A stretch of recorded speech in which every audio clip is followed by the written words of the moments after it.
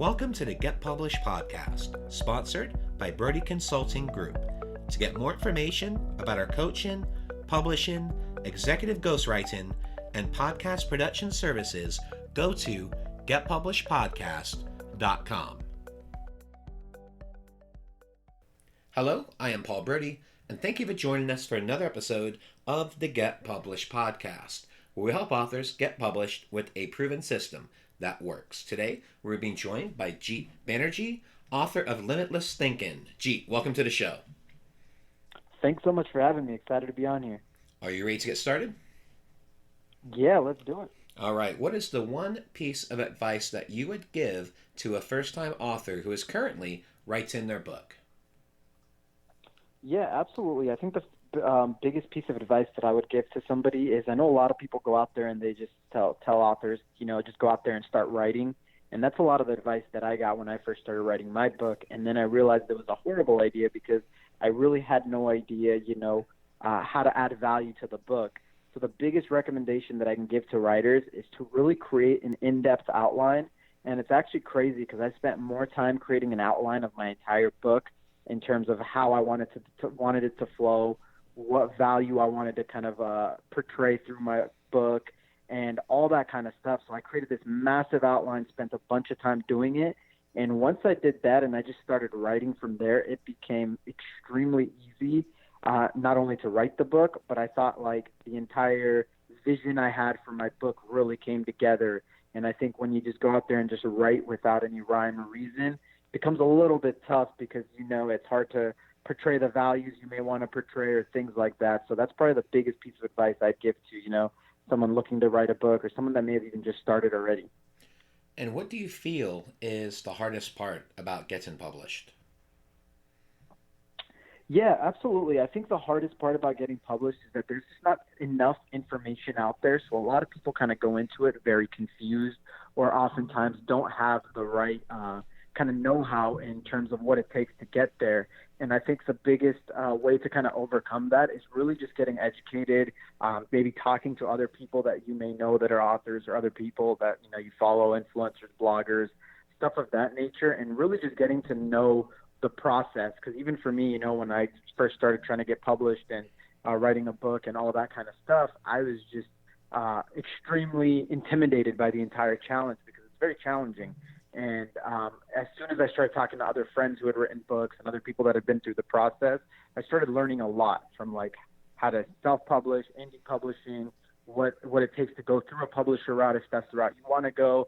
And it just really broadened my scope and gave me a lot more knowledge. So my best advice for people would be find someone on the inside or someone that's done it before and just really pick their brain to understand it. And sometimes you might even find out it's not for you. Or you might find out, man, writing a book is the greatest thing for you, and that's a big hobby for you, whatever it is. But that's probably the biggest recommendation I would give. Well, let's talk about marketing. So please share a marketing strategy that you have used in your book launch that worked well. Yeah, absolutely. So for my book launch, one of the strategies that worked really well was doing a giveaway about a week before the actual launch date of my book. So what I did was I took people like certain influencers and certain figures that really, because my book is about entrepreneurship, so just really influential entrepreneurs, and I gave them a free copy of my book, and I told them, hey, look, I'm going to give you a free copy of my book. If you like it and it's something that you'd want to promote, I want to give you a way to just give away copies to your audience for free. And so, a lot of these public figures and these influencers read the book, they loved what they saw, and then they were like, yeah, absolutely, I'm totally in on this giveaway. And what this essentially does is, A, it gave me a stamp of approval from some other credible figure in the same space as me, and then B, it started creating buzz and noise that my book was launching and just really putting in a launch strategy in place where people know that I exist. So even though, I might be giving away 10 books, 15 books, 20 books, whatever it is, thousands and thousands of people that are relevant to the audience I want to sell to are seeing it, and the people that may not necessarily win end up coming through and buying the book. And, it's just a great way to create some buzz in a creative way and generate awareness. And this was the paperback version of your book? Yes, correct. Yeah, that is such a great strategy. Did you also autograph the copies when you sent them out, or did you have them sent directly from Amazon? So I actually had them sent directly from Amazon. So I didn't actually get a chance to autograph them, but that would have been awesome, or another great way to, kind of hype it up. Well, it's such a great strategy too, that giveaway strategy. So you reach out to influencers, you offer them a free copy of your book, and then offered to give away free copies to their audiences as well. I did want to ask you, how many influencers did you end up reaching out to? So I ended up reaching out to about 50 something odd influencers, and I probably got about 30 or 40 of them that responded back to me and were like, hey, yeah, send me over the book. And then at the end of it, I had about like 22 influencers in total that I worked with. Some of them never ended up reading the book or never got back to me, or someone else looked at the book and said, hey, man, I don't think this is a good fit for me. But at the end of it, it was about like 22 influencers that I ended up partnering with, working with, doing the giveaways with, and really doing the initial book launch with. Do you say 20 or 30? 22 roughly. 20. That's still a great percentage. You reach out to 50 influencers, and then 22 of them agreed to help you. That's a great ratio, especially with that essentially being cold calling, basically. That's a great ratio. Yeah, absolutely. And the thing with me when I did the outreach was it wasn't just like, let me slap on 50 emails and send the same email to every single person. I really took time to understand who these people were, what their entrepreneurial beliefs were, and really got to know them before emailing them out to make sure they'd be a good fit. Because I want someone, the person that I want promoting my book, also needs to be someone that I'm going to be proud of, and I'm going to be like, okay, yeah, this guy believes in positive things or things that that my visions align with, and I want them promoting something that has my stamp of approval on it. So I did a lot of homework, and especially when reaching out, when writing these 50 emails, each email was custom, personalized, and really targeted to that person. And I think that's what really helped have a higher converting rate than, if I was to send 50 blank emails, I might have probably got one response because they're all the same.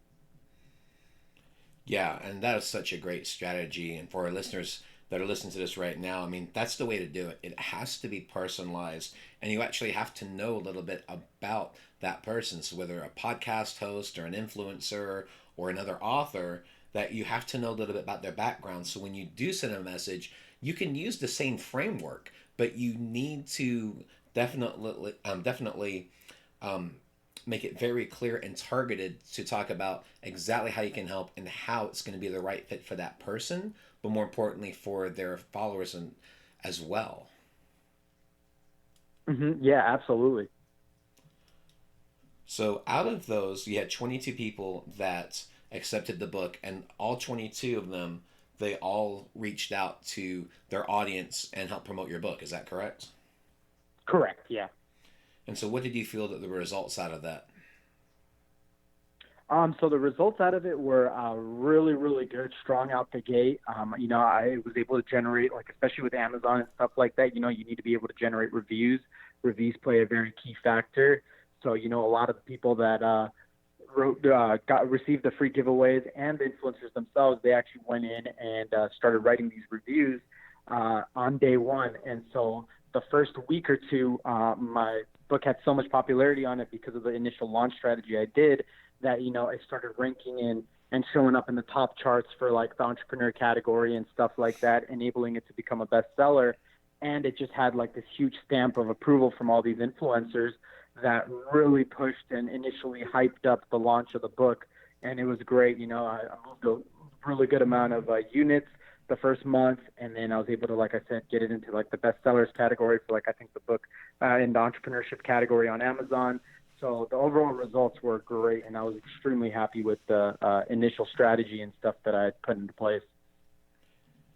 Yeah, and you used a great strategy as well, reaching out to these influencers. I had Matt Stone on the show last week. We recorded an episode, the founder of Butt Books, which is a great book promo service. And he was always talking about being down with OPP. And I'm like, hold up, OPP? He's like, yeah, other people's platforms and other people promoting the book. And I was going, that makes perfect sense because it's the easiest way to not only spread the word, but also to a much warmer audience because they already have relationships with those influencers. And when those influencers are supporting your book, that's going to make that traffic that goes to your book even more of a warm audience where they're going to be interested in, and to support your launch. Yeah, absolutely. And I felt like the same thing was kind of happening with, the traffic that was going to my book initially, was that people already had a brief idea or a good understanding of what the book was about. because the influencer had gone out. Some of them were doing like videos or like a short couple minute testimonial or a story post, and kind of really promoting the book and kind of like raising awareness for the book and kind of what it was about and stuff like that. So the audience was definitely a lot warmer, and people had a good idea about, what to expect if they were to purchase the book, which was awesome. Well, let's talk about your favorite book. So what is your favorite book, Mm-hmm. and what was the number one thing that you learned from it? Yeah, absolutely. So my favorite book is actually a book called Limitless Thinking by MJ DeMarco. And it's actually the first book that I read when I was 17 years old and really thinking about entrepreneurship as a career choice. And the biggest thing that this book really taught me, it's one of my favorite entrepreneurial books because it really parallels like the path of entrepreneurship versus the path of like a 9 to 5. And it really just compares and contrasts the life as if you're taking that journey from like, let's say you're 20 or 25 years old and you just go that path for 40 years. And it just kind of like does a great job of outlining the two perspectives and the two lives, so to speak, that you'd be living. And I just learned so much about entrepreneurship. And I think the biggest thing I learned at the end of it was that, like, man, I need to be an entrepreneur, and that's what I want to do the rest of my life. So I really credit that book for really changing my life. And for a final question, what is your favorite quote and why? My favorite quote is by Mahatma Gandhi, and it's "Be the change you wish to see in the world." And I think as an entrepreneur, we have a lot of power. And the first things that really start coming to mind are, we want to go out and we just want to make as much money as possible and stuff like that. And that's kind of how I felt initially when I started as an entrepreneur. But as I got deeper into it, I really realized I wanted to leave a legacy and really leave an impact on the world that would outlive me. And so that's been my favorite quote, because anytime I do something now or start a business or whatever it is, I just want to make sure it's something, A, that I'm going to be proud of when it's all said and done, and B, that it's going to do something to create some kind of positive change or impact. And I feel like, if you do that, money will always come, freedom will be there, everything you want will be there.